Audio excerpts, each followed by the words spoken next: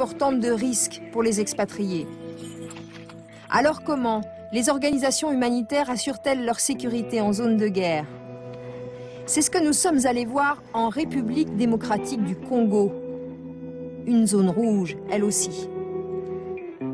Aéroport de Roissy, Vianney, 38 ans, est le responsable sécurité de l'ONG Solidarité. 35. Là, on part donc en RDC pour faire une évaluation sécurité dans une zone nord du Congo. Une zone avec des risques de violence fortes. Donc on va vérifier que nos volontaires et les équipes qui travaillent ne soient pas en danger. Au Congo, Vianney se rend dans les bases avancées du Nord. Dans cette épaisse forêt se cache un groupe armé qui sème la terreur. Il s'agit de la LRA, l'armée de résistance du Seigneur. Cette guérilla violente est commandée par un homme, Joseph Kony, qui se prend pour le Messie et veut appliquer les 10 commandements de la Bible. Apporter de l'aide aux populations terrorisées, c'est la mission de Solidarité. La LRA ne s'en est pas encore prise aux humanitaires, une question de temps pour Vianney et ses volontaires. Le jour où ils veulent faire vraiment parler d'eux, ils attaqueront aux humanitaires.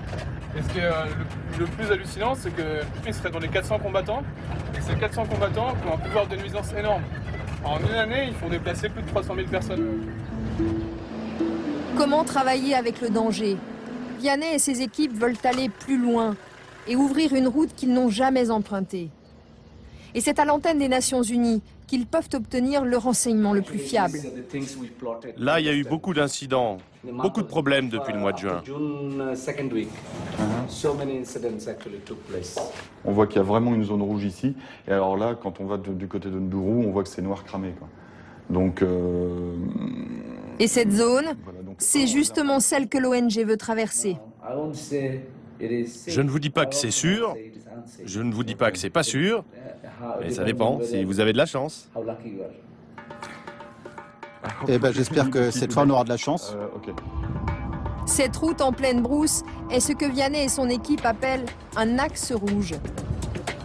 Le contact avec la base arrière sert de ligne de vie. Ok, tu me copies combien à toi?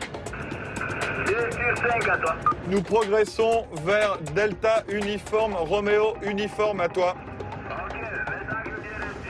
Au bout de quelques kilomètres, premier signe d'inquiétude. On y va doucement. Des soldats de l'armée congolaise. En fait, la LRA a mené une attaque moins d'1 heure plus tôt. C'est ceux qui doivent revenir de la traque à mon avis. Donc là par contre, il faut faire attention parce qu'ils sont en opération. L'embuscade était menée contre des civils. Donc ils étaient cachés ici? Oui, ils étaient cachés ici. Là, on voit encore les herbes. Pour nous, ce qui est important, c'est de voir le mode opératoire. Comprendre comment agit la LRA. Mais soudain, d'autres militaires arrivent, nombreux. C'est les militaires ougandais. C'est dans le cadre des accords de lutte contre la LRA qu'ils interviennent ici. Ça a l'air super tendu. C'est un poil tendu, oui. Non, baisse la caméra.